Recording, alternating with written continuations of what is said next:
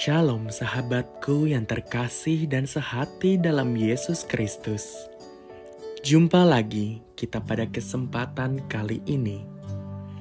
Mari kita siapkan diri dan hati kita untuk menjadikannya layak menyambut Tuhan, supaya kita bisa menjadi garam dan terang dalam kehidupan ini. Tentunya dengan bersama kita resapi Renungan Sabda Pendalaman Iman presented by BPK PKK KAJ. Bacaan dari Injil Markus bab 16 ayat 15 sampai 20. Lalu ia berkata kepada mereka, "Pergilah ke seluruh dunia, beritakanlah Injil kepada segala makhluk. Siapa yang percaya dan dibaptis akan diselamatkan, tetapi siapa yang tidak percaya akan dihukum. Tanda-tanda ini akan menyertai orang-orang yang percaya. Mereka akan mengusir setan-setan demi namaku. Mereka akan berbicara dalam bahasa-bahasa yang baru bagi mereka. Mereka akan memegang ular, dan sekalipun mereka minum racun yang mematikan, mereka tidak akan mendapat celaka. Mereka akan meletakkan tangannya atas orang sakit dan orang itu akan sembuh." Sesudah Tuhan Yesus berbicara demikian kepada mereka, terangkatlah ia ke surga, lalu duduk di sebelah kanan Allah.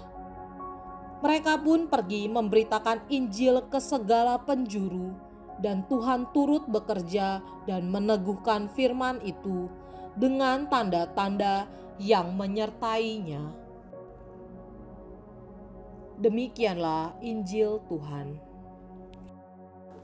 Shalom, saudara-saudariku yang dikasihi Tuhan dan yang mengasihi Tuhan. Senang sekali saya kembali menjumpai Anda semua. Saya Trisha Meliani. Hari ini saya akan mengajak saudara-saudariku yang terkasih untuk kita merenungkan bacaan Injil yang barusan kita dengarkan, yaitu mengenai wasiat Tuhan Yesus sebelum diangkat naik ke surga.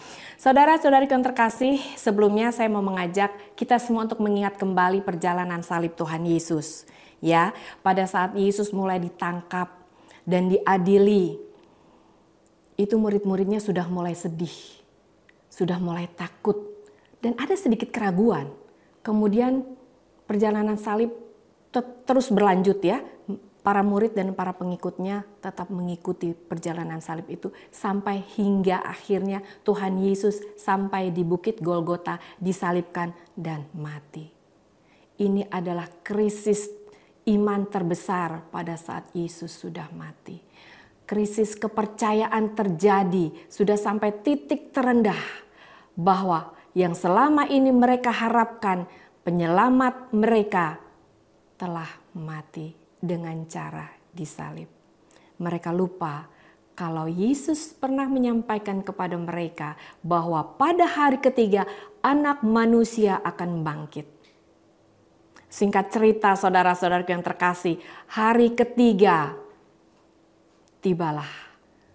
Pagi-pagi benar Maria Magdalena dan beberapa perempuan lainnya datang ke makam Yesus dan mereka tidak menjumpai jenazah Yesus di sana. Dijumpailah oleh mereka malaikat yang mengatakan bahwa orang yang kau cari telah bangkit dan telah di Galilea. Kabarkanlah kepada para murid-muridnya. Dan Tuhan Yesus juga menampakkan diri kepada Maria Magdalena. Orang pertama yang melihat penampakan Tuhan Yesus, Maria Magdalena. Di sana Tuhan Yesus katakan, "Aku sudah bangkit. Beritahukanlah kepada para muridku, aku mendahului mereka ke Galilea. Di sana mereka dapat menjumpai aku." Saudara-saudariku yang terkasih, penampakan Tuhan Yesus bukan sampai di sini, tapi terus berlanjut hingga sampai hari Tuhan Yesus naik ke surga, disaksikan oleh semua murid-muridnya. Dan saudara, sebelum Tuhan Yesus naik ke surga, inilah wasiat yang Tuhan Yesus sampaikan, yaitu pergilah ke seluruh dunia dan beritakanlah Injil. Ini adalah wasiat dari Tuhan Yesus sebelum naik ke surga. Kita sebagai manusia biasa, kalau mendapat wasiat dari orang yang memberikan wasiat, kita wajib jalankan. Biasanya kalau manusia itu wasiat diberikan dan dibuka setelah orangnya wafat, ya. Nah, itu harus dijalankan. Apalagi ini wasiat dari Tuhan Yesus, wajib kita laksanakan. Tidak ada tawar-menawar. Saudaraku yang terkasih, jadi pada saat hari H Tuhan Yesus naik ke surga, wasiat disampaikan kepada para murid. Mereka menyaksikan Tuhan Yesus naik terus ke langit. Ini adalah titik tolak para murid pergi ke segala penjuru untuk mewartakan Injil, mewartakan kabar baik Tuhan bahwa Yesus yang mereka kenal, Yesus yang mereka percaya mati dan kini bangkit, hidup sampai selama-lamanya. Bagaimana dengan kita, saudara-saudaraku yang terkasih? Sudahkah kita seperti murid-murid Tuhan Yesus? Mewartakan Injil, mengabarkan kabar baik dan sukacita bahwa Tuhan Yesus bukan Tuhan yang mati. Tuhan kita adalah Tuhan yang hidup, kini dan sepanjang segala masa. Nah, saudaraku yang terkasih, sadar atau tidak sadar sebenarnya kita sudah mempunyai talenta untuk menjadi pembawa berita, untuk menjadi pewarta. Buktinya apa? Sekarang media sosial sudah canggih, ya. Media komunikasi sudah luar biasa. Kerja aja bisa dari mana-mana, ya. Tidak harus dari kantor, tidak harus berada di tempat. Ya, namanya work from home, ada work from cafe dan segala macamnya. Artinya sekarang sudah begitu dimudahkan untuk kita berkomunikasi. Oleh karena itu saudaraku yang terkasih, yuk kita gunakan bakat, talenta yang Tuhan sudah berikan kepada kita untuk firman Tuhan.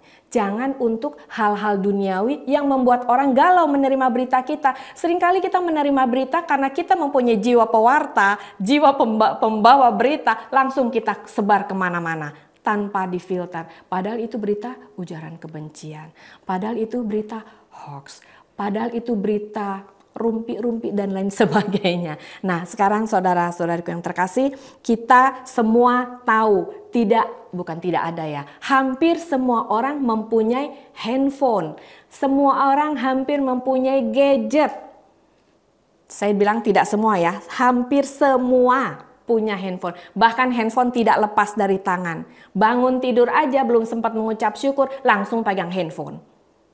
Karena rindu untuk update berita. Kenapa kita nggak rindu update surat cinta dari Tuhan Yesus?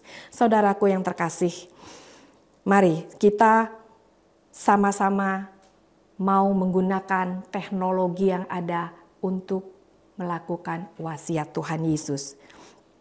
Kalau saudara-saudariku yang terkasih, saat ini kita semua pasti punya teman-teman yang ngumpul, punya WA group, punya FB group. Ya, kita gunakan untuk kita menjalankan wasiat Tuhan Yesus, mengabarkan Injil, memberitakan kabar baiknya. Saudara-saudariku yang terkasih, mari saya mau mengajak kita semua untuk menjadi teladan. Hidup kita menjadi teladan bagi orang-orang di sekitar kita, bagi komunitas kita, bagi orang-orang di kantor kita. Dimanapun kita berada, kita mau menjadi teladan. Kita mau menjadi pewarta kabar baik Tuhan. Bahwa kita bukan tukang rumpi lagi loh, kita tidak mudah marah. Sekarang kita bertutur kata yang menyejukkan orang yang kita ajak berkomunikasi. Saudara-saudari yang terkasih juga jangan malu buat salib. Saya seringkali melihat orang Katolik kok malu buat salib. Buatlah salib. Sebelum makan kita buat tanda salib. Setelah makan kita buat tanda salib.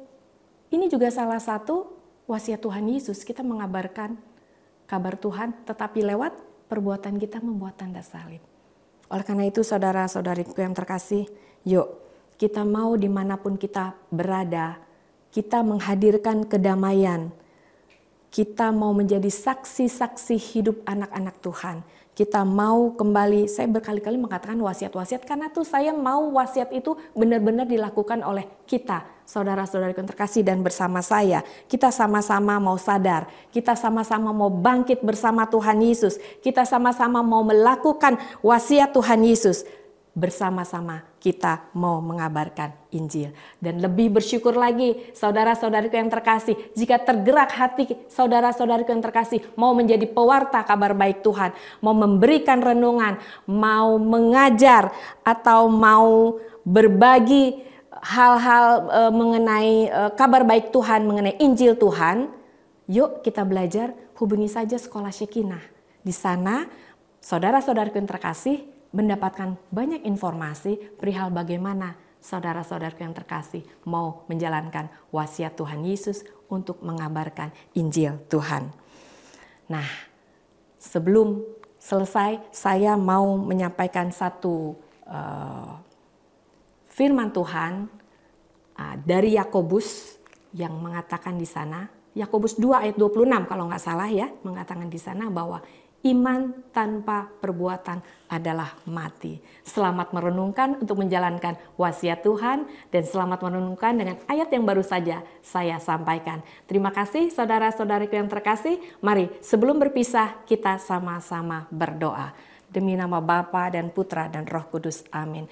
Allah Bapa yang bertahta dalam kerajaan surga, di dalam nama Yesus Tuhan kami yang hidup, kami mengucap syukur dan berterima kasih karena memiliki Allah yang begitu memperhatikan kami, Allah yang begitu mengasihi kami. Engkau memberikan putramu yang tunggal, Tuhan kami Yesus Kristus, mati dan kini sudah bangkit, dan juga Engkau tetap menyertai kami dengan Roh Kudus yang ada selalu bersama kami. Terima kasih Allah Roh Kudus, Engkau Allah yang setia, dampingi setiap kami untuk kami boleh menjalankan wasiat yang Tuhan Yesus ingin kita lakukan, menjadi pewarta Injil, pembawa kabar sukacita Tuhan. Allah Roh Kudus urapi dan selalu setia menyertai kami. Buatlah kami semua untuk boleh menjadi kabar baik Tuhan. Semua ini kami naikkan kepadamu di dalam nama Yesus, Tuhan kami yang hidup, kini dan sepanjang segala masa. Amin. Demi nama Bapa dan Putra dan Roh Kudus. Amin. Terima kasih. Tuhan Yesus memberkati.